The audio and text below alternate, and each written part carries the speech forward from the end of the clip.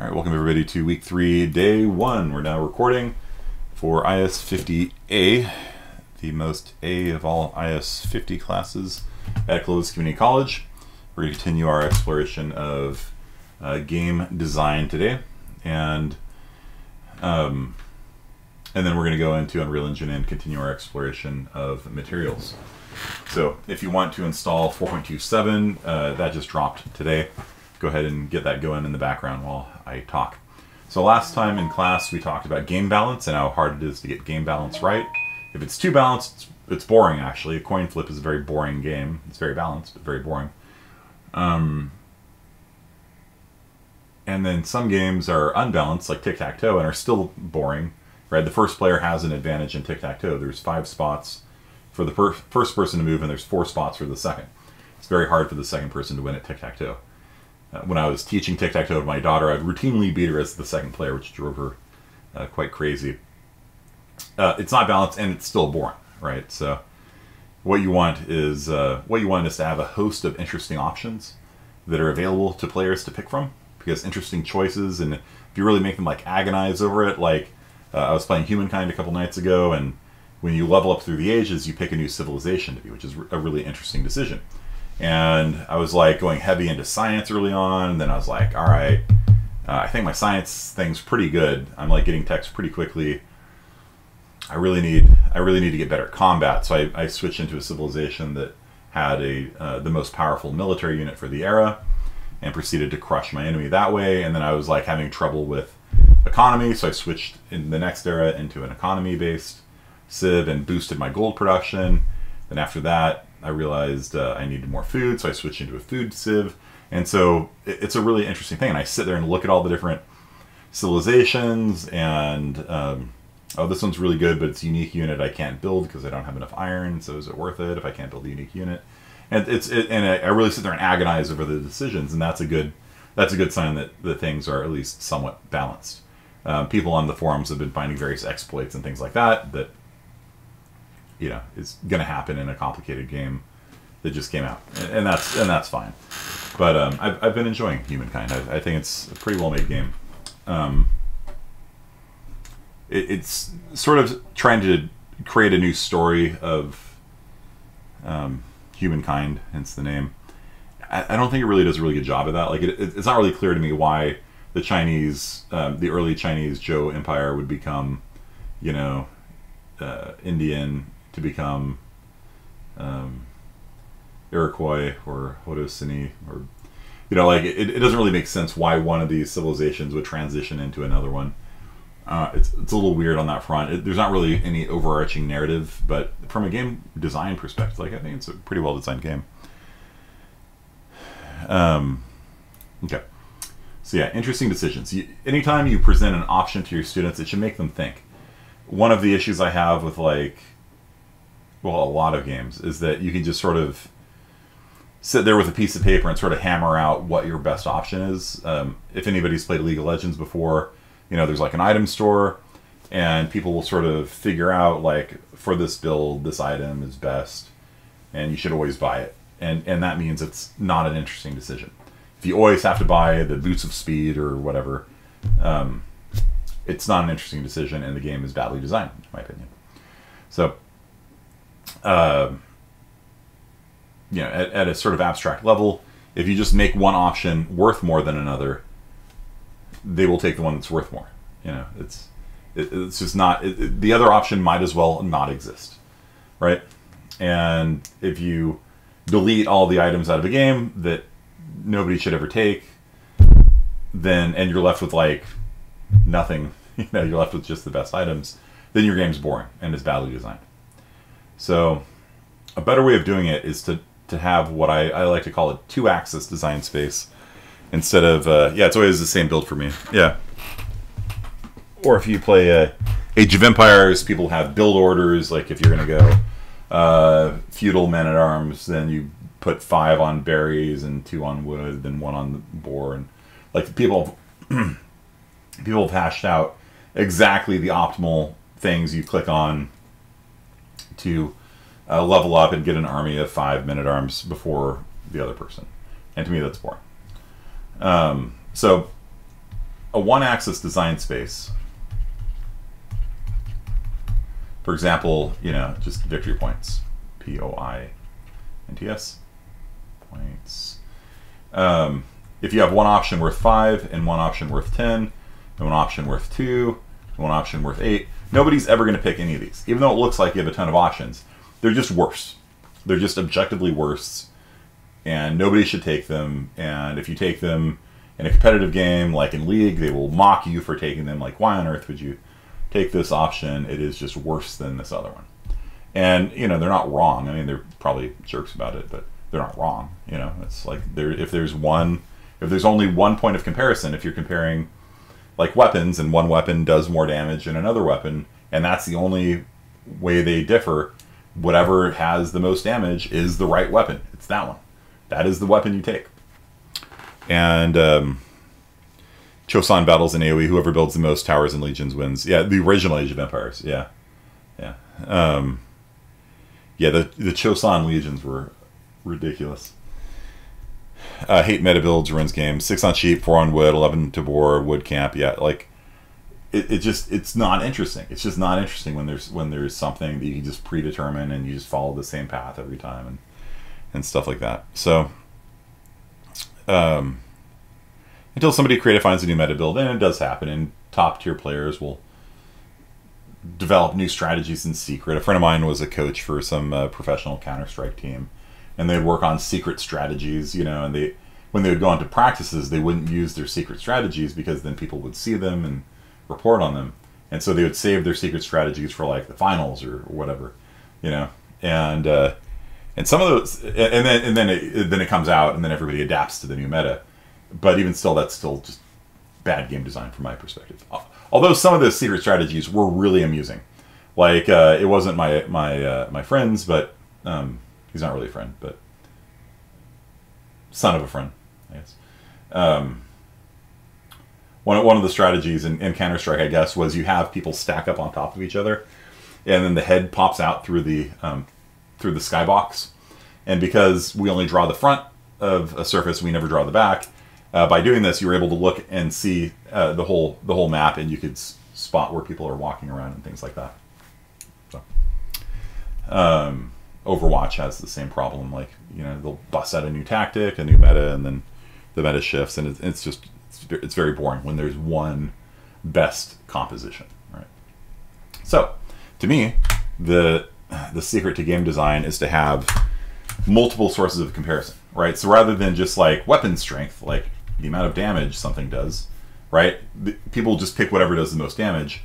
What if there's another source of comparison? Like instead of one was 10 points, and the other one allows you to go twice a turn or something, right?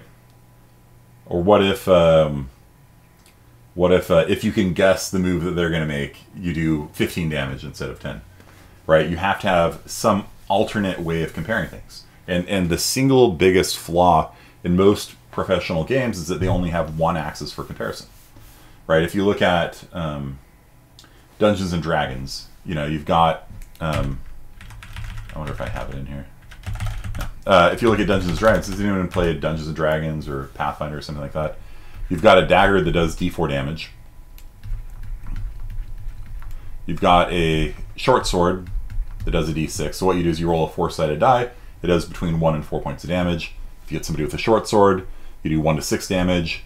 If you hit somebody with a long sword, you do 1 to 8 damage. If you hit somebody with a bastard sword, you do 1 to 10 damage. If you hit somebody with a axe, it's a D12, the great axe. And if you hit somebody with a great sword, it does 2 dice 6 damage. So it averages out to 7. So this on average does 2.5 damage. This does 3.5, 4.5, 5.5, 6.5, and 7 damage. So just on those merits, the greatsword is the best weapon in the game. So why would somebody pick an axe when they could take a greatsword? Why would somebody take a bastard sword when they could take a greatsword? Why would somebody take a long sword when they could take a bastard sword? Right? So it's cooler. Yeah. How? Yeah. Okay. I can have my greatsword turn black and scream when I hit. I mean, that's pretty cool, right? Have it produce smoke, like some heavy metal album cover, you know. Meanwhile, the rogue with twin daggers, yeah. And so in a lot of editions of D&D, rogues could only backstab with daggers and sometimes short swords, right? And so these became rogue weapons, because rogues could do double damage or triple damage or quadruple damage with these weapons. They could not backstab with these weapons. In other editions of the game, you could. In 3rd edition D&D, you could certainly backstab with a greatsword if you wanted to. There was no restriction on what you could backstab. These items were given to rogues by default. They were proficient with them. But if you multi-classed into fighter, you could pick up greatsword proficiency and run around backstabbing people with greatswords. Which, if that makes sense or not, I don't know. You know, it's called sneak attack in 3rd edition. But even this was only kind of a okay fix, because what it meant was that a fighter would never use a short sword. You know, they would use the best weapon, and a rogue would just use whatever the best weapon was that they could do the most damage with. And still, it's just not that interesting design space. And so there's some other things added, like these items are one-handed. So here down to the bastard sword, these are all one-handed weapons. And so if it's a one-handed weapon, you can use a shield. And so now it's a little more interesting, right? Because now you've got your armor and you've got damage. And so there's a trade-off, right? So for the dagger and the short sword and the long sword, you've got +2 points of armor class, let's say. So the damage is here, damage is here, damage is here. And then for the bastard sword, it's kind of a special case. It's sometimes two-handed, sometimes one-handed. We'll put it up here. Or no, sorry, all right, drawing the thing completely wrong. Discard.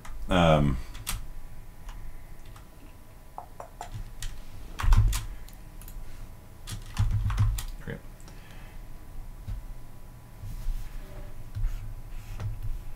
Armor class. So you could wear a shield with these. So the dagger, short sword, long sword, short sword, long sword, bastard sword, maybe. If you have the right feat, you can use it one-handed. If not, it's two-handed.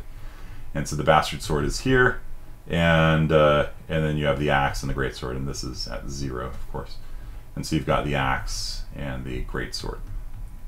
And so that becomes a little bit more of an interesting comparison, right?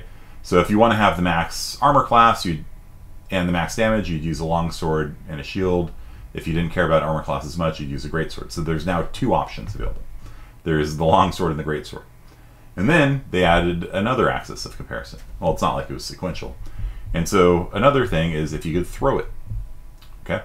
And so daggers could be thrown. Daggers are up here on the thrown axis. None of the other ones can be thrown. So now you have 3 axes of comparison. And so if you want to have a melee weapon that you can also throw, because if you can't hit somebody in melee, then you don't do any damage, right? And so being able to throw a dagger, that's nice. And then also these could be dual wielded, and so you can't dual wield. There's also the dual wielding axis, and so you can't dual wield long swords, but you can dual wield daggers and short swords, or you can dual wield a long sword and a short sword. And so what happens is that there's enough axes where like there's optimal things. Like if you care about throwing weapons, the daggers are your best because it's the only one you can throw. If you care about dual wielding, which has its own trade-offs, you need to do long sword, short sword, unless you're going to specialize in one weapon, in which case you do 2 short swords. Bastard sword is optimal if you invest a feat into being able to one-hand it. Otherwise, it's just a terrible weapon. If you're going to two-hand a bastard sword, you might as well use a great sword. There's no reason to one-hand it. The axe is terrible, so you just cross the axe off. And then there's the great sword if you just want to do maximum damage. And so with enough different ways of things being good, it's not just all damage, it's different things you can do. Like, can you dual wield it? Can you throw it?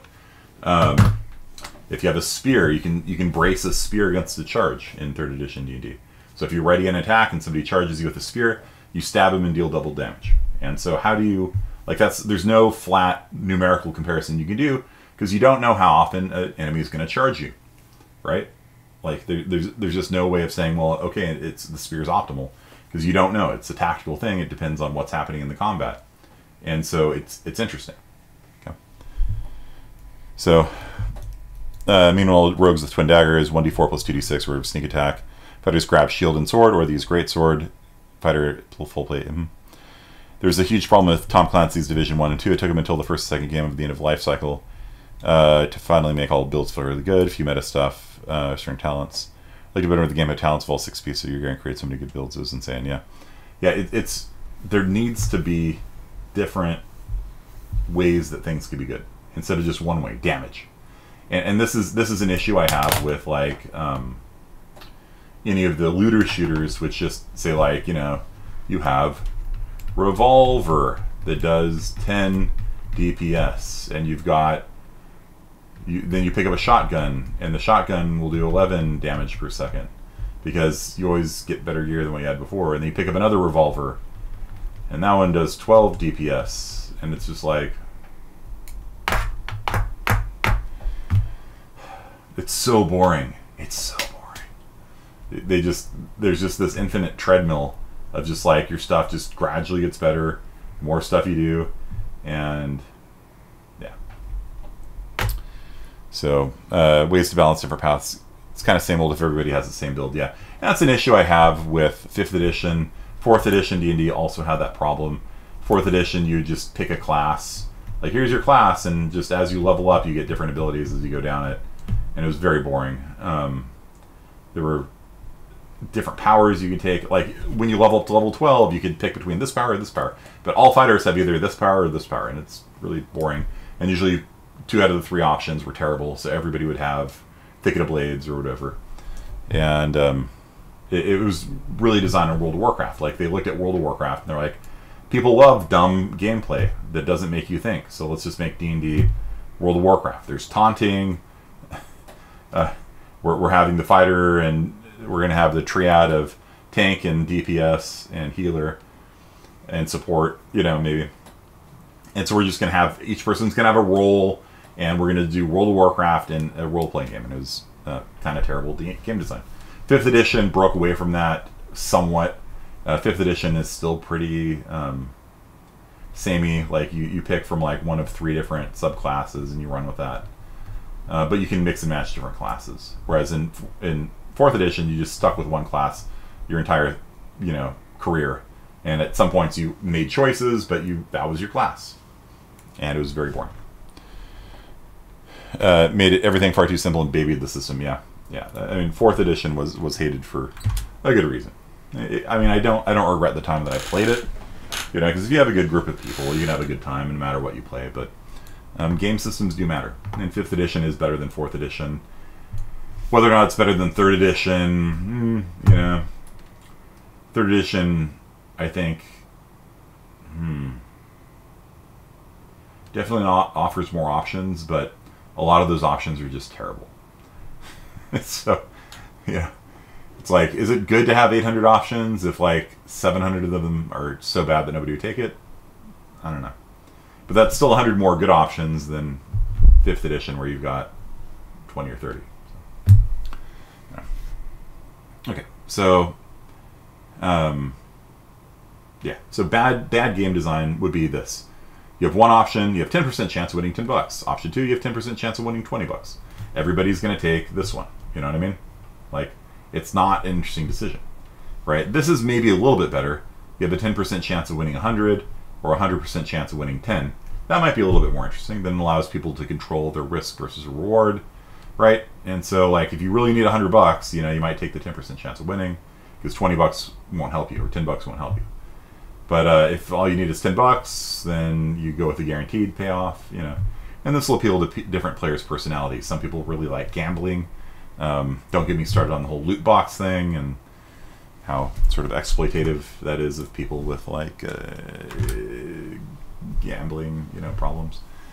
Like, there are people whose kids spend millions of dollars, not millions, but thousands of dollars. This is a little more interesting. It's a little more interesting. It's still not great, because it's still just a straight numerical comparison. You know, you sit there and you say 0.10 times 100 is 10, 1 times 10 is 10. All right, they're basically the same.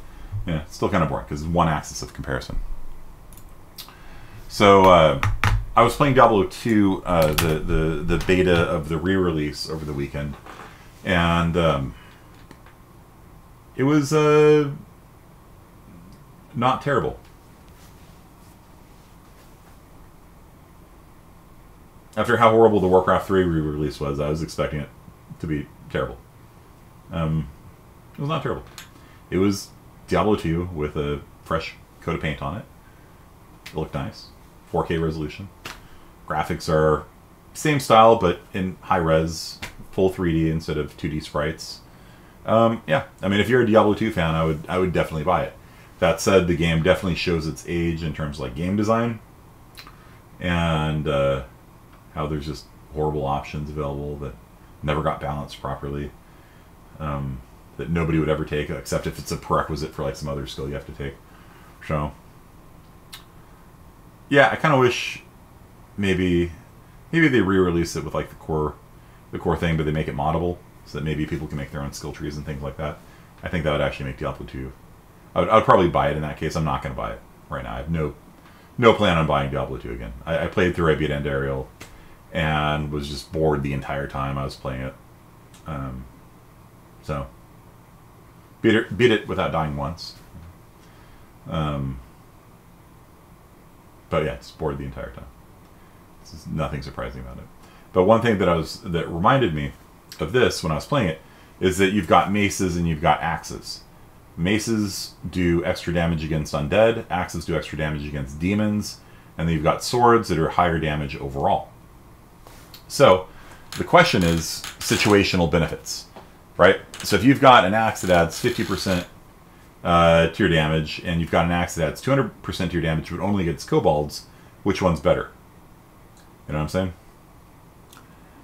Their profits increase tremendously but still can't produce a good game. Looking at you, EA. Yeah. Well, EA, yeah. I was reading a retrospective of Dragon Age Origins. I think I posted the link on Discord. And, yeah, EA killed BioWare. Yeah, that's not for all intents and purposes. If you look at the Summer 2020 lectures that I have up in there, I think I've... no, that's with a friend of mine that worked for the Pokemon Company and some other stuff. I've got an interview with one of my friends who works for BioWare. Maybe that was fall of last year. Yeah, fall 2020. I had a friend of mine that works at BioWare come in and speak. Last spring, I had a friend that worked at Midway, worked on Mortal Kombat and games like that. Came in and speak. I'll see if I can find a good speaker for you guys this semester. But anyhow, yeah. So which one's better? You know, and there's the good thing is that there is no answer, right? So there is no answer. You know, if you know how many kobolds are in the world, maybe you could like pre-compute it, but really, like, especially when you don't know the challenge you're going to fight in advance, it's just kind of one of those things. Like, you know, when you're playing Diablo 2, like, you don't exactly know what random monsters you're going to fight, so you kind of have to choose, like, do I hate undead more, or do I hate demons more, you know? So, a lot of the problems with situational benefits come about in games like World of Warcraft, right? In World of Warcraft, you know that Blackwing Lair is going to spawn a wave of dragons, and there's going to be a wave of worms, and then there's going to be these things. And when you know everything you're going to fight, people will sit down and they could do the algebra and figure out exactly which weapon is best for that encounter. And that's boring as hell, right? But when you don't know what you're going to fight, like in Dungeons & Dragons, like you don't know what you're going to fight. Your DM's going to throw stuff at you. You know, are you going to be fighting elementals today? Are you going to be fighting demons? Are you going to be fighting undead? You don't know. And so in D&D, if you get an Undead Slayer mace or something, a mace of disruption, let's say, you hang on to it just in case. You know, so maybe your main weapon is a greatsword, but oh dang, we're fighting a lich. All right, busting out the mace of disruption. Let's do this. You know, and so you can give out that as a reward, and people aren't going to sell it just because the damage is lower than that of greatsword. In certain circumstances, it's better, and so they'll hang on to it. And 5th edition made it even more interesting, almost to the point of being boring, by restricting how many magic items you can have. So in 3rd edition, 4th edition, you just would have a backpack filled with 900,000 magic items, and over time you'd collect stuff. I'm going to have a Demon Slayer weapon, and a Dragon Slayer weapon, and an Undead Slayer weapon. And it's kind of fun to do that, you know, so you have solutions for every situation. I'm going to have a rope of climbing in case I get stuck at the bottom of a pit. I'm going to have winged boots so I can fly. There was something kind of fun about that. In 5th edition, they didn't like how people would walk around with 900 magic items, and so they restricted it to 3. 3 tuned items, which all of the good items require attunement. And so boring items like a +1 sword don't require attunement, but like anything interesting like the cube of force or whatever, you attune to it, and you can only have 3 attuned items. Or is it 4? 3? 4. Yeah. Anyone know? I think it's 3, right? I think at Strategicon they gave out an award that gave you a 4th attuned item, which was pretty huge. Yeah. So, yeah, in Adventures League, there was a Battle Interactive, and one table got a reward where they would get a 4th attuned item, which was pretty game-changing, honestly. And Artificers, yeah. And so 5th edition really makes you think about which 3 items you're going to have. And so sure, you can own 900 items, but you pick 3 of them to attune. So what's it going to be? You know, and it really makes you agonize over it.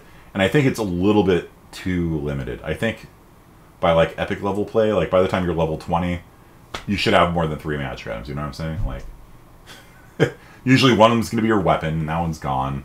And then, you know, maybe your armor is another one. That's gone. And so you have some ring of protection. Okay, that's it. Those are your 3 items. I have a magic weapon, magic armor, and a ring of protection. I am as vanilla as can be. It's just kind of boring, honestly. Because all the interesting items require attunement, mostly. So, oftentimes I just take random stuff just because it was so boring to just have the same thing that everyone else has. So I had a Barbarian with a Cube of Force. So Cube of Force, you can hit a button and walls of force spring up in a 10-foot radius around you. And so what I do is I walk up to a person and be like, welcome to the Thunderdome. Hit the button, arena, and then one-on-one them. That was kind of fun. So, yeah. And so basically in Dungeons & Dragons, you don't know what you're going to fight. Every time you go into a combat, you have no idea what that combat's going to be. Is it going to be dragons? Is it going to be whatever? And so you have to very carefully think about what items you have and have some things that are situational, but also really helpful in those situations. Like I said, like a rope of climbing will get you out of a pit. Winged boots are actually pretty useful in a lot of situations. So I'd probably take one of those. You know, if you have an ability to pass wall, which lets you go through a wall, I mean, that's situational, but it comes up, you know. And so that's, I think, in my opinion, a good design system, right? Where you really make people like, all right, do I want to take pass wall, where I can go through a wall a couple times a day? Or do I want the Chime of Opening, where I can open a locked chest without needing to pick it? Or do I want the Cube of Force, where I can lock somebody into an arena fight with me? Well, you know, that to me is good game design, where you make people pick from things not just on the damage scale, but like completely incommensurate things. Like being able to lock somebody into an arena with you is incommensurate. You can't compare that to escaping from a pit, right? There's just no numerical comparison possible between locking an orc warlord into a 1v1 with you versus getting out of a pit trap. Like there's just no comparison. And so you, as a player, just have to sit there and I don't know which one I'm going to take. You know, we're going to a dungeon. It's probably going to be pit traps. You know, I don't know. Okay. All right, so that's my spiel on game balance, on mechanics especially. So rather than just having a numerical comparison, have other things, you know. Sure, this weapon does less damage, but once per day it'll deflect an attack against you. That's an interesting weapon, right? It does less damage than a greatsword, but once per day it'll negate any attack made against you. That's pretty cool. It's a pretty cool weapon, and I have to think really hard about that. Like, all right, do I want to do more damage all day long, or, I mean, what if I get critted? I don't know, like, you know, and I'd really sit there and be like, ah. And that's what you want your players to do. You want your players to really sit there and be like, oh man, I don't know what I want to do. Oh, these are both good. These are both really good options. I just don't know which one's best, you know. And then they call up their friends like, oh man, should I take the longsword of deflecting or stick with the greatsword, you know? As a game designer, that's what you want to hear. You want to hear people going on forums and arguing with each other whether one item is better than the other. Having more options is always better. Good options. Having good options is better. Yeah. If you just have one weapon that's worse, and 4th edition had a lot of those weapons, right? Once per day, you can deflect an attack versus once a minute you can deflect an attack. Pretty big difference. You know what I mean? a daily ability that deflects an attack versus an encounter ability that deflects an attack. And they had lots of things like that in 4th edition where they just did not balance it properly. Where there'd just be some items that were just terrible because they were once a day. And other things would do it once per encounter. And you're just like, take those once per day ones and rip them up. They don't exist. Yeah, but yeah, good point. Good point, Doris. Okay, so let's hop over into Epic Engine. There we go. 4.27 is now in effect. Let's launch that. And hopefully the import process will go smoothly. I downloaded a lot of free stuff last night, by the way. I posted a link for the Epic Games Jam. If you sign up for that, you can get a lot of free stuff. And some of it you don't even have to sign up for. Yeah, I downloaded a lot of stuff. My hard drive's filling up. Okay, so over here we got Fall 2021, open project, made with a different engine. Let's open a copy. All right.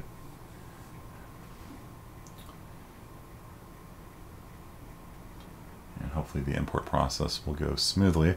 I'm kind of curious to see how quickly the new baking of the lights will be. Oh, it's compiling shaders. Okay, well that'll take a second. So. Yeah, so let me just tell you what we're going to talk about today. We're going to talk about material parameters. So far, all the materials we've made have been static. Basically, you have a material corresponding to like a brick wall or something, you put it on a wall, and there you go. But if somebody ever changes the size of the wall, then you have to go back into the material and change the size parameters to make it fit. And that's kind of annoying. It'd be a lot easier if we could make a material that you could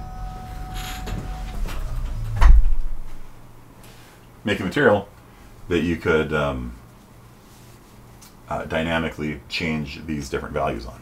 So rather than having a color, you can have the color be settable sort of at runtime or in the editor.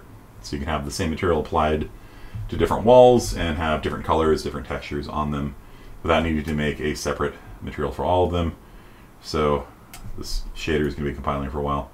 So here's that brick texture we made. It looks nice. It's got a normal map on it. The normal map makes these, the tops of the bricks look like they have light coming off of them, which they do, because what a normal map is it simulates a fine-grained surface on a mesh. And so it's saying this area here is like a little ledge, and so all that sunlight reflecting off of it is going to reflect off and be shiny and stuff like that. So we are going to make a new material. And this new material, let's put this into Bill, and we're going to make a new material. So in the content browser, go into your Bill directory, although I'd be surprised if you called it Bill, although, I don't know. I've had students copy that before for some reason. So right click inside of your content browser and choose new material. We're going to make a new material. We're going to apply this to all the different walls in here. I'm going to call this one master material, because it's going to be one material that can work in all sorts of different contexts. And I actually have a professional master material in one of my asset packs somewhere. I really need to go through my hard drive and get all of my different Humble Bundle downloads and all these things like just organized, because right now they're stuck in like a bunch of different places. Okay, so now we're going to make one, and then after you make one, you kind of understand how it works. Then you can download master materials from other sources that are even better looking. Okay, so double click on master material, and here we are. We're going to start off making a new material again. So the first thing we're going to do is do we want to do a solid color or a texture to start? I think we're going to end with a texture, but we're going to start with a color again. And so this time, rather than doing a constant 3 vector, which is a color, right, just RGB, rather than that, we're going to do what's called a parameter. Okay, so we are going to do a vector parameter, and let's see, RGB. Okay, so this is going to be color. And so what we did was we created a vector parameter, which you can do by holding down V and clicking. There's a shortcut for it. So a parameter is different from a constant. A constant cannot change. That's why it is called a constant. It is constant. does not change. A parameter can change.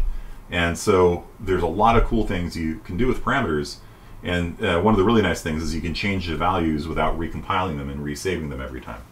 And so it makes development go a lot easier if you're trying to tweak the values a little bit. I need a little bit more red. I need a little more green. You don't have to sit there and compile and redo the shaders every time. You just tweak the parameters, and I'll show you how to do that in a second. So hold down V and click, and that makes a vector parameter. We're going to hook that into the base color. Double click on the black square there to get into the color picker, and I'm just going to pick, yeah, sure, that's neon red, purple kind of color. And then for metallic, I'm going to right click on that. Actually, yeah, there's an even easier way of doing it. Right click, choose promote to parameter, and it'll hook up automatically and name it properly, which is also really nice. So I'll just give it this neon pink color. Right click on metallic, promote to parameter, and what's nice about these is that the names are set for you, so you don't have to type them. When you create a vector parameter, you have to type in a name, and you can't have two parameters with the same name. So you have to actually type it out. You can't just call it param, or whatever the default is, param. Yeah, you have to change it. And so a faster way of doing all this is just right click on the pin, choose promote to parameter, and I'm just going to leave all these things set on their defaults. Roughness 0. No, maybe I'm going to change that.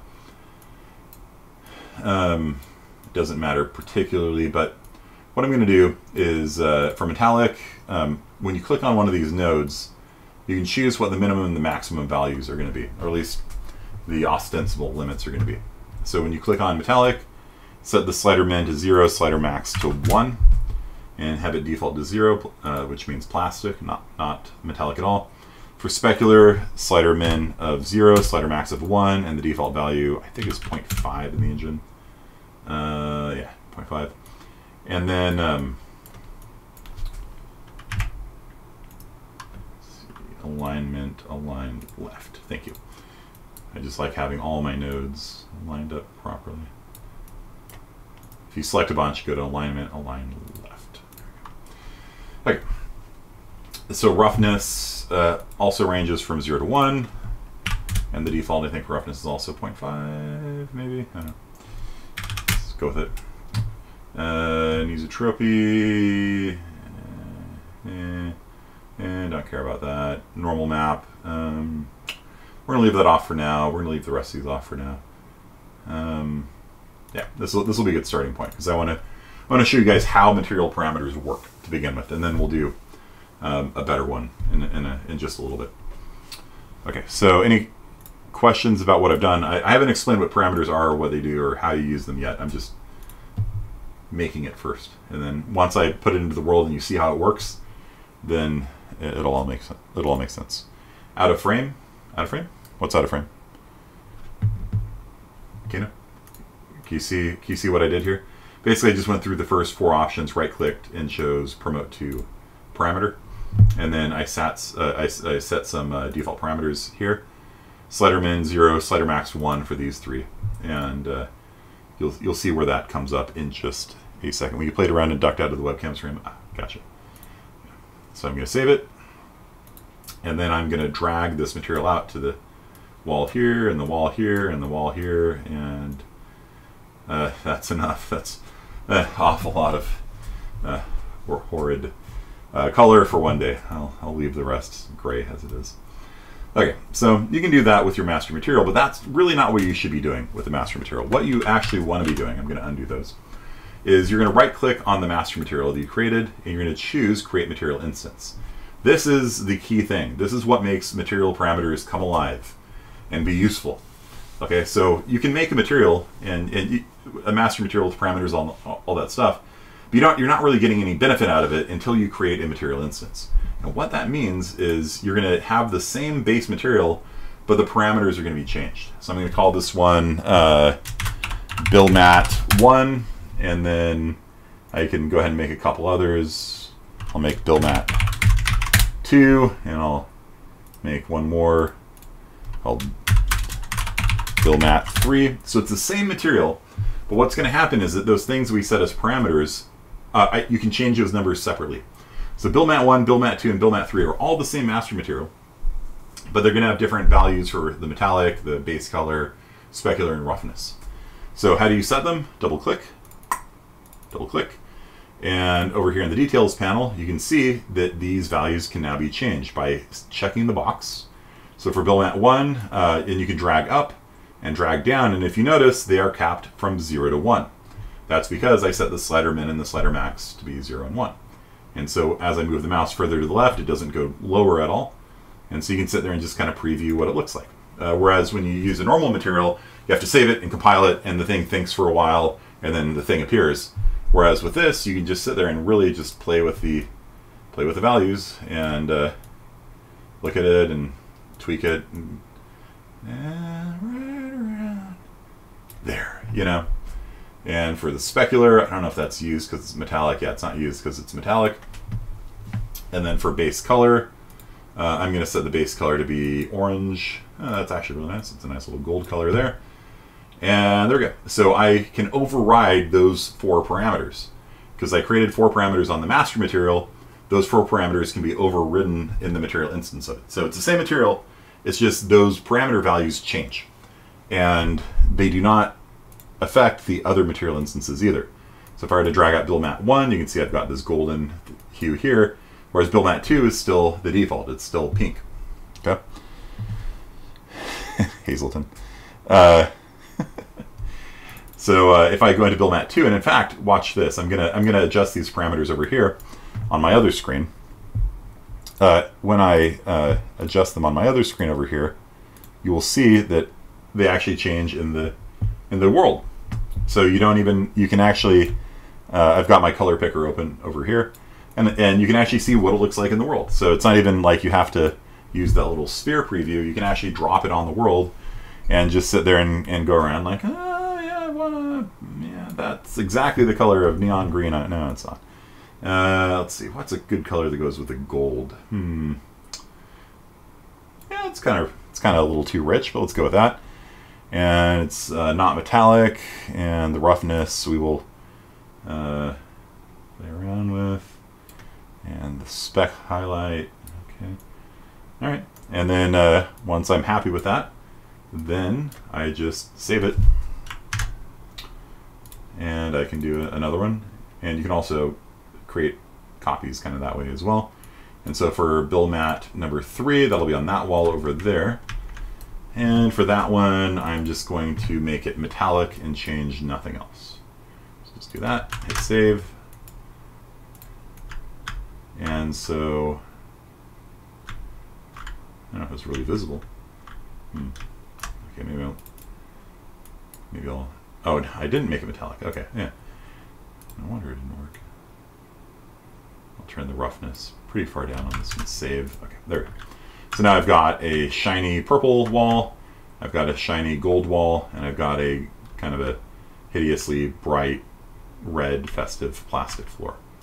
And you can see the reflections are not great because this is in the editor, and so it's doing what are called screen space reflections, and they're not obviously very high quality, but they kind of give you an idea of what it'll look like. If you do ray tracing, it'll look better. Okay. So do you guys understand? Master material. The master material is still the same. It's still this ugly thing over here with these default parameters. And then I've created 3 instances using the same material. Benefits. How to get your materials to display across the bottom like this. If you click on the content browser here, you mean like this part here? Or? If your content browser is not showing like that, then go up to Window and wherever it is, Content Browser 1, and then it'll show you different stuff. And I like to click on this little icon here. By default, it's like this, but I like having my folder directory set up that way. And so I created a new folder when I started the project called Bill. It just makes it easier to find all of my stuff. If I was doing this more professionally, I'd have a materials folder and a model, a static mesh folder and a blueprints folder and maps folder and sounds folder. I just put everything into Bill just because it's easy for me to find, like, especially when I go to the next semester, I can go back and just open up the Bill directory and there's all the work that I did on the project. It opens only files when I do it. Can you send a screenshot, Torres? Take a look at it. Okay, so that is your basic thing. Now we're gonna mix it up and do one with we're gonna call this master material 1. We'll create a second master material, and this one right click, make a new material, and this one will be called master material 2. Double click, and this one we're gonna do with textures. And so for this one, yeah, right click, let's do a texture sample parameter, texture parameter, texture sample parameter 2D. So this is a 2D image that you can overwrite. So when you make a material instance, you can change the actual image on it. And so you can have the same material have a brick wall and a clay floor and cobblestones and a tile roof. It could all actually be the same material with the textures swapped out and the metallic swapped out and so on and so forth. So this one will be called texture. It's kind of a boring name, but there you go. So texture will feed into there. Metallic, spec, roughness. Those could all be texture samples as well. Depends on the what we have. You know what I mean?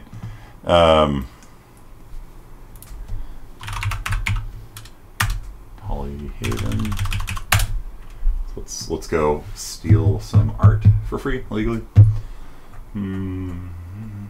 That's kind of cool. That's cool. Beach. Concrete floor painting. That's kind of cool. If you guys see anything that appeals to you, just let me know. Denim fabric.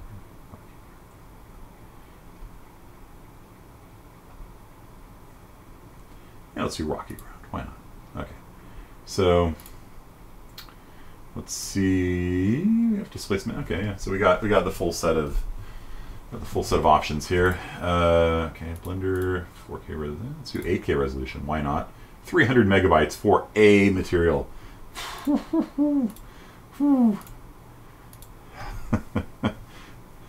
Yeah, this is why game development's so rough on my on my hard drive. Okay, so all right, so I'm just going to download it. 8K resolution. Let's go. Save it to the desktop, and speed's not very good. 100 megabits a second, 160 megabits a second. Interesting. To 240. Okay. A little better now. All right, so let's open this up. And over here we've got rocky ground, cut, C, Unreal projects, art assets, game textures. I've been downloading a lot, like I said last night, and we'll paste it in here. Rocky ground 2, blend, right click, extract. Have you checked out Quixel Bridge yet? Yeah. Yeah, I downloaded 40 gigabytes of stuff on where is it actually? It's in a different folder. Okay, anyhow. So I downloaded a lot of art from Quixel yesterday. Okay, so what we're going to do is import this into let's close out of this. Save. Close out. So let's import rock ground here.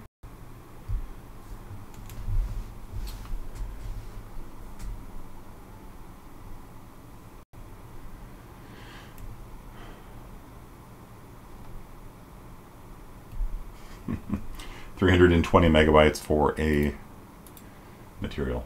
Yeah. Brutal. Utterly brutal. Okay, here we go. So So we got these 4 things here. All right, rock ground, diffusion. Diffusion is your base color. Displacement map, which is how far up and down the material is. This looks like a normal map, yeah. And this is the roughness map. Okay, so let's go back into here and go into master material 2. Okay, so for the diffusion map, we're just going to I guess we'll do it. What was the name of it again?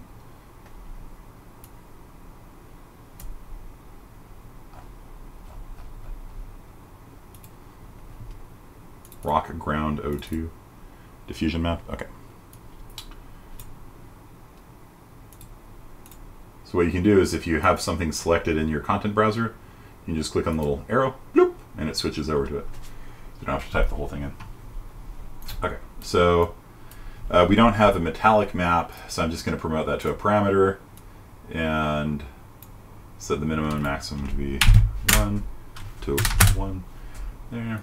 Specular, we do not have a specular, so we'll just promote that to a parameter and leave that at 0 to 1. And then for roughness, roughness is going to be a texture sample. So I'm going to make another texture parameter. Texture sample parameter 2D, and this one is going to be called Roughness Map. And this one up here, I guess texture is kind of boring. Let's call it a diffuse map. I don't know, there's 4 different terms for the same concept.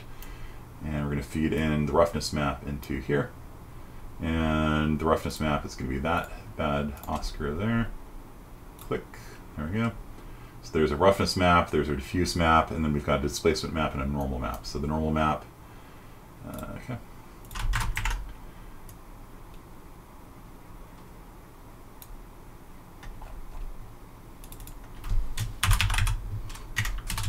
So what I'm doing is I'm just over and over again making texture sample parameters and creating one for each of these different inputs. So the normal map, click here, and click on the arrow there. So the normal map is set to this one.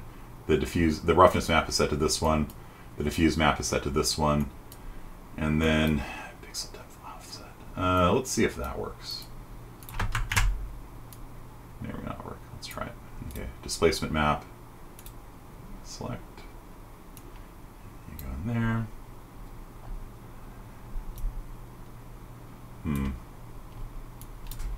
Doesn't look like it's actually doing a displacement map at all.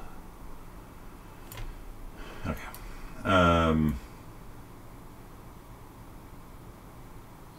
World displacement.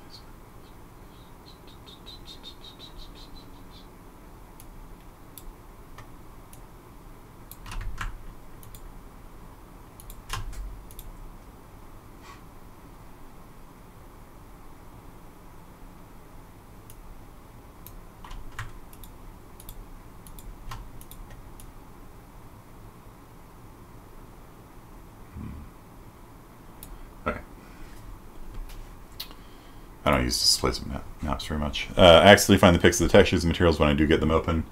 So what happened was for the color, you set the color to be the normal map, is what's going on there. And when you've got a master material set up like this, you can actually have the same material work for this ground cover and for a snowy field and for a brick wall and things like that. You just basically hook up inputs that are parameters, and then you can make a different material instance for each of the different specific instances of the material.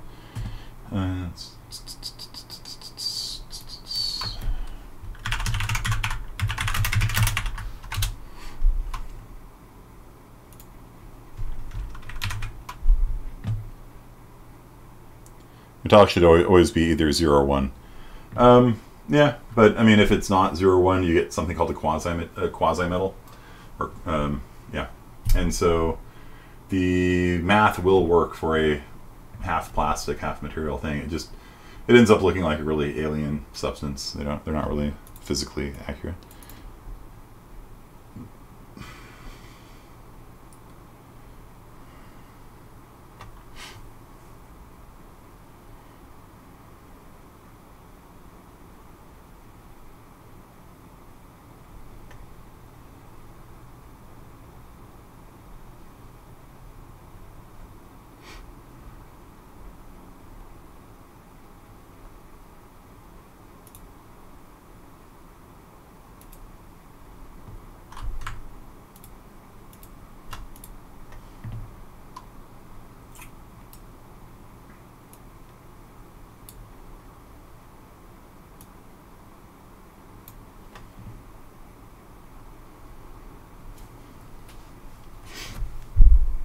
You have to have tessellation on, yeah. Max displacement.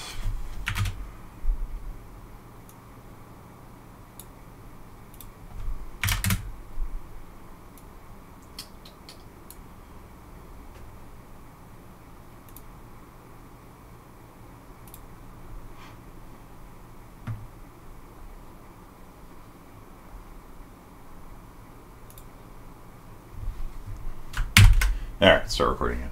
So this set of nodes here makes the displacement map go. Cool. So we save it, and if we come down here, woo, look at that. All right. Still looks pretty flat to me.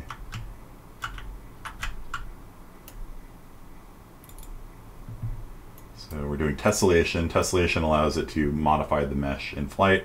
You can see some of these things are being pushed up and pushed down. We'll just change the displacement amount up to 40 and just see if this works down here. It might just be because the thing itself, it doesn't have tessellation turned on.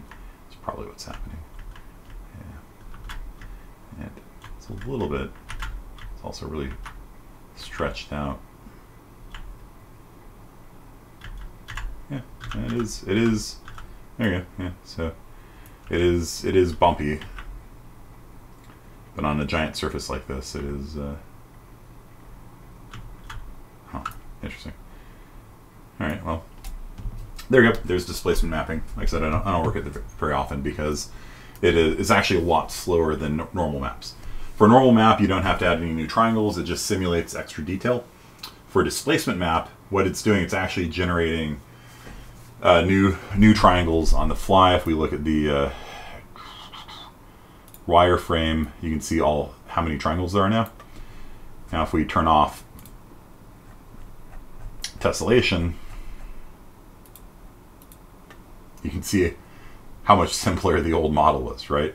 So sphere is approximated by a lot of triangles, but when you tessellate it, that's a lot of triangles, right? That's just it's gonna. This is why I don't use displacement maps. A normal map usually accomplishes what you want. It'll simulate depth and bumpiness on a surface. There's also something called a bump map, which is more or less the same thing as a normal map. But a displacement map actually modifies the mesh. You can see the mesh is actually no longer smooth and even, but it's actually rising up and sinking down into the surface, which is nice. It's expensive though. So you can see that there's ridges and bumps and things like that on it, and when we stretch it out over this entire, do you want to apply it? Sure, why not? When you stretch it over this whole surface, because it's so big, the bumpiness is actually very muted, and you can barely tell that parts are higher than others. So yeah, it is a big difference, but at the same time, it's usually better to just use a normal map or something like that to simulate your, look at how the texture's low res now. This thing is so gargantuanly big that it's eating up our texture budget. But for whatever reason, Unreal Editor has a very small texture pool size. It's like I don't remember what it is. It's like not very big. So even though my video card has 24 gigs of RAM in it, the Unreal Engine uses almost none of it. So yeah, just this one texture here is just killing our performance. And if we go into wireframe mode, you can see that the floor here is highly tessellated now. So tessellating means you take a triangle and make more triangles out of it to get more detail. So is it worth it? No, probably not. So we'll just put this back into lit mode and do that, and then interesting, still not loading the high-res version of this. Interesting. Okay, our streaming pool size, yeah. So our dot streaming dot pool size equals 10 gigabytes.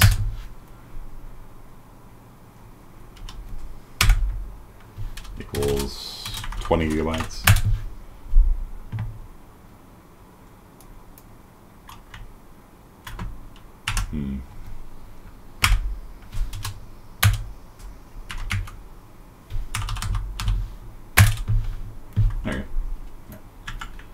Hey, we got high res now. Okay. Yeah, gotcha. Okay, so yeah, it looks pretty nice. This is a very high res texture and definitely looks a little more interesting. The bumps don't really correspond with the rocks though, which is a little weird to me. It's just sort of arbitrary. Okay, so the other thing we need to do for this master material here is to do the texture scaling. So we can adjust the scale of the texture on the fly. So we're going to promote this to a parameter, UVs. Interesting. That doesn't sound correct to me at all. That's one value. No. Okay, so we're going to need to use a text chord node, text chord node, texture coordinate. Okay, and so texture coordinates adjust the scaling along the U and the V axes. So we are going to multiply this. We're going to multiply this by a texture scaling parameter. So we're going to make a new parameter here. Call this texture scaling, like that. And texture scaling will go from 0.1 to 40 maybe, and we'll default to 1. And so we'll feed that into here. And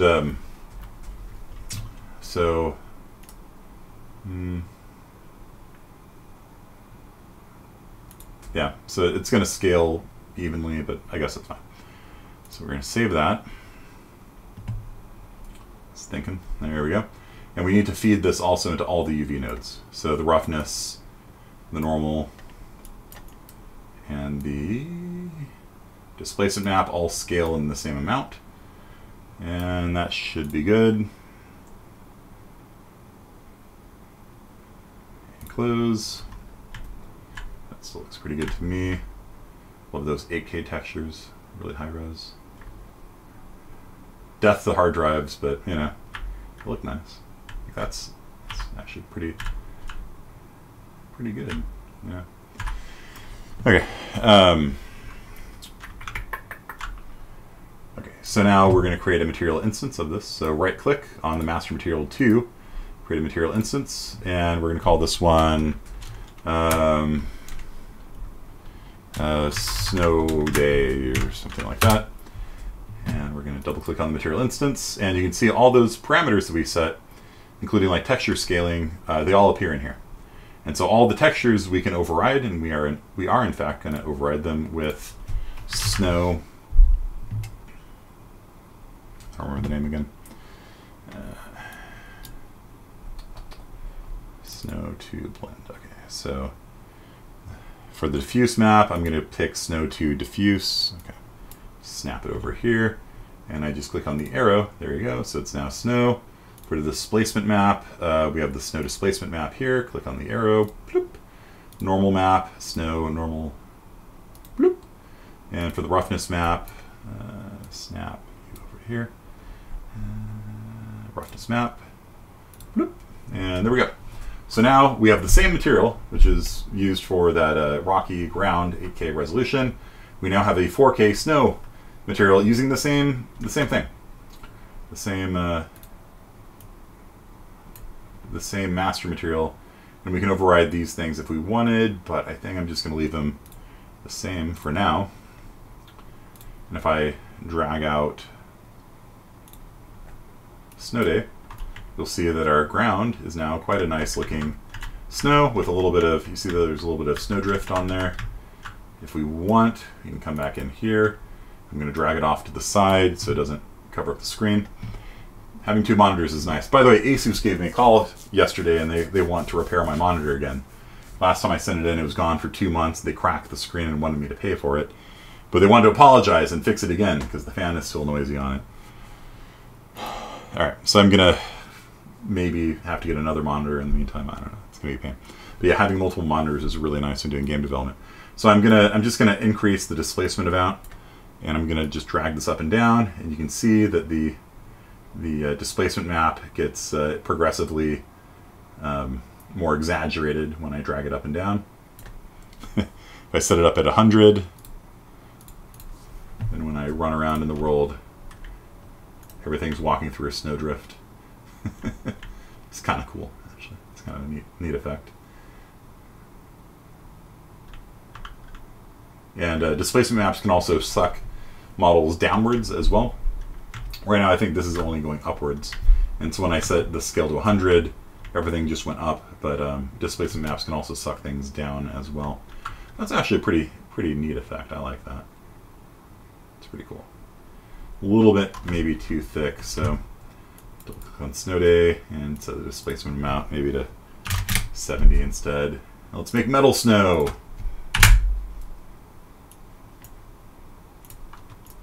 No, that looks terrible.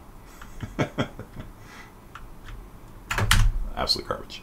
No more metal snow. Now I can adjust the texture scaling. If you really want a third monitor, yeah. Yeah, I don't have room on my desk for anything more. Like even getting these two monitors on it, like I have one monitor sitting here, it's literally an inch from the edge of the desk on one side. My other monitor, I've got room for my speakers. There's no room for a third monitor on here. If I had infinite money, I would build like the Emperor's desk and make it a sit-stand desk with room for 3 monitors on it. I don't know, like some sort of home theater surround sound system or something. I don't know. It'd be kind of fun. As it is, 2 monitors is usually enough for me. It would be nice to have a third so I could see you guys on Discord right now. So now what I'm going to do is I'm going to adjust the texture scaling. I'm going to drag this around. And you can see in real time how much the texture tiles. I can just click and drag, and it will. I can adjust the frequency of the texture, how often it repeats. And if I zoom all the way up, ooh, look at that! It is exploding. Yeah. So there's more frequency of the rocks and things like that. If I set it down to 2, it's more spaced out. If I set it down to 1, it's even more spaced out. If I set it up to 4, you'll see more noise, more rocks, things like that. It doesn't obviously tile very quickly, like maybe that there and that there and that there. Yeah, it's tiling a little bit too much for my taste right now. So maybe I'll take it down to 2 so that we do have some rocks and stuff like that. That looks pretty good. It's pretty good. It's a neat effect. It's pretty realistic looking snow. And then I can take the master material and apply it on there. You see the displacement map has actually pushed the edges of the mesh out far enough that you can see through it because of the displacement map on it. So create a material instance, and this one will be called rock wall, something like that. And let's save snow day. I kind of like how snow day looks right now. It's pretty nice. So rock wall, we are going to set the displacement amount to 0 and save. Oh, it's still doing it. Okay. Tessellation multiplier to 0. It's still doing it. Interesting. Displacement map. Clear. Interesting. Why is it doing that?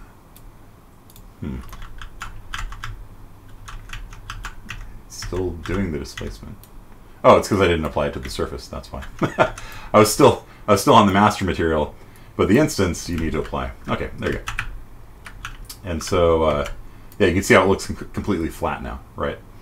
And so this is why people use displacement maps, is because when you look at a surface on the edge, this looks very unnatural, right? It appears as if we have rocks and the rocks reflecting light and around and stuff like that, but when you get to the edge, they look completely flat and unnatural. That's the time to use a displacement map. A displacement map is used in circumstances like that. So we'll turn displacement map off and turn the normal map back on, roughness map back on, and the displacement map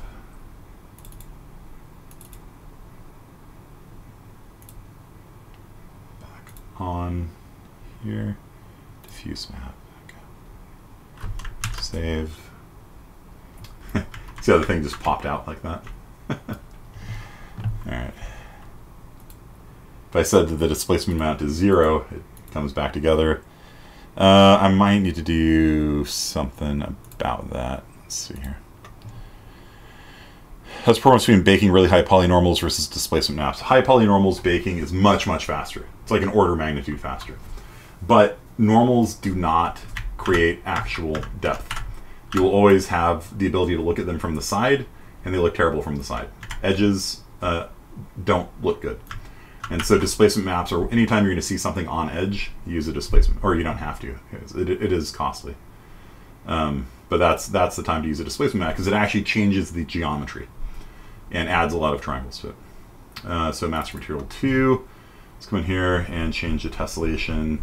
Let's try something on here. Let's try it. Crack-free displacement. Let's see if that does anything. Save. Yeah, okay, there, no more gaps. Okay, so that prevents the gaps, but I still have displacement turned off, so let's come back into rock wall and turn displacement to 10, and the displacement, the normal map, that's the wrong one. So the normal map should be set to be U. Yeah, you see how the light changed there? So this is what I had before. I had the displacement map uses the normal map. Watch how the lighting changes. You see that? So when I set the normal map properly, all of a sudden it looks a lot more realistic. The light is bouncing off the rocks in the proper manner. Likewise, if I mess with the roughness map and change that, the shininess is going to subtly change. Maybe it's not visible. Hard to tell. Okay, so Tessellation Multiplier is off. Let's turn that back on. And there. So you can see that when you look at it from the edge now, you can see there's actually, it's not flat anymore, right? So even though this thing is still the same ramp it was before, it now has actual rocks sticking up from it. If I adjust the displacement amount around, you can see I can pop the rocks bigger and smaller and things like that. So you can sit there and drag these things until they look about right. Okay, what do you guys think? Kind of cool. So you no longer just get a flat plane, you get some stones sticking out and stuff like that. And it's really nice with like bricks will stick out from the wall. So when you look at them from the side, you don't, the illusion is not shattered by just having a straight line. You know, you actually see the bricks coming out like that. Yeah. Tessellation Multiplier adds more detail to the surface.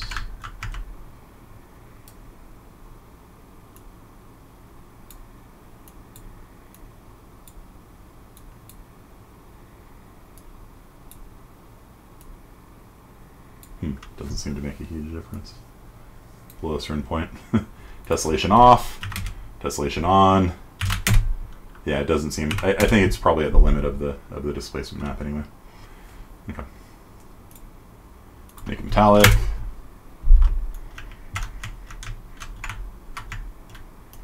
Kind of looks terrible. Okay. And then if you got other maps in there for like the specular and other stuff, you can add those as parameters as well. So that's going to be your next homework assignment. Your job is to make a texture parameter and download something off Polyhaven and do something like this.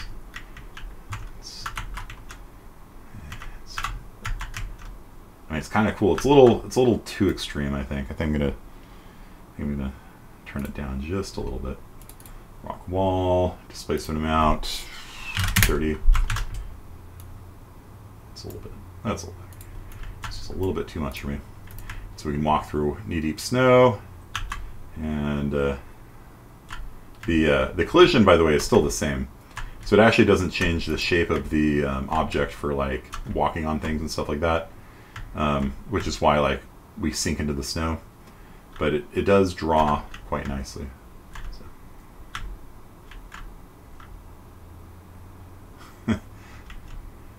struggling. Huh. Okay. Get input key time down. Oh, that is cool. That is cool. Yeah.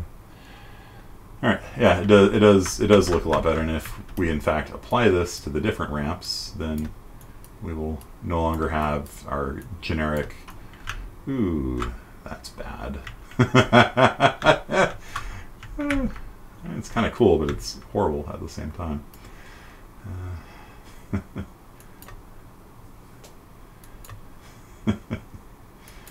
Yeah, I'll leave it for now.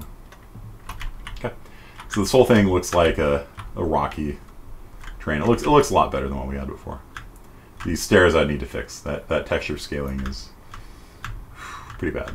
Pretty bad. On the side it's fine. On these areas it's super stretched out, so I need to fix the texture scaling on that. Ship it. Let's do it. Bethesda, EA, let's go. Okay, Mass Effect Andromeda 2, here we come. All right. So yeah, so next time we'll probably talk about multiply nodes and lerping and things like that. Be able to mix together multiple textures and things like that onto one surface. And maybe we'll do landscaping too. I think you guys are about ready for landscaping too. But this is your job for today. So Jamie, basically the way the homework works is on Canvas I put up an assignment. And don't worry about doing the earlier stuff unless you want to, I guess. They're not really worth a whole lot of points. If you can do this one, then it'll sort of encompass all the earlier stuff as well. So you'll probably need to watch maybe one of the earlier lectures on making materials to begin with and what everything means, or you can just probably follow this lecture from scratch. Everything's uploaded onto YouTube, so you can watch them, as I'm sure you're aware. So what you do is you recreate this in Unreal, but I don't want you to like recreate it like exactly. I don't like seeing 20 copies of my own products coming back to me. It's a lot more fun to see what students can do when they're creative. So this is a very creative class. Game development is a very creative endeavor. So make something interesting. It could be funny. It could be serious. It could be you know, just go wild on the Polyhaven website and on Megascans. There are all sorts of different things that you can steal and bring into your project. So just find something that interests you, and I like looking at the different products that students make, and if they impress me, if they're high quality or if they make me laugh, I'll throw an extra point on there. Very rarely 2 extra points on there. Okay, so yeah, there's a website. So basically just on then you screenshot it, and for this one I'm gonna want 2 screenshots, one of like this and one of your master material, and probably actually one of the material instances as well. So if you're using Windows, you can screenshot this by hitting that way here.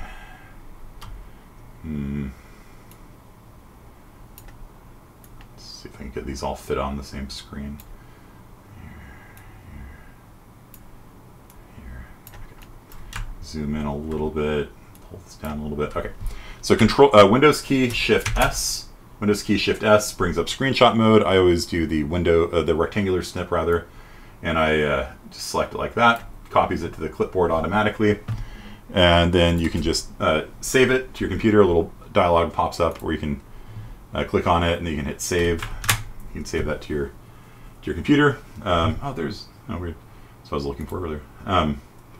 So you save it to your computer, and then you upload it onto Canvas. And so you're going to want 3 screenshots: one of the shot of the world, one of the shot of the material node, and one shot of, let's save that, sure.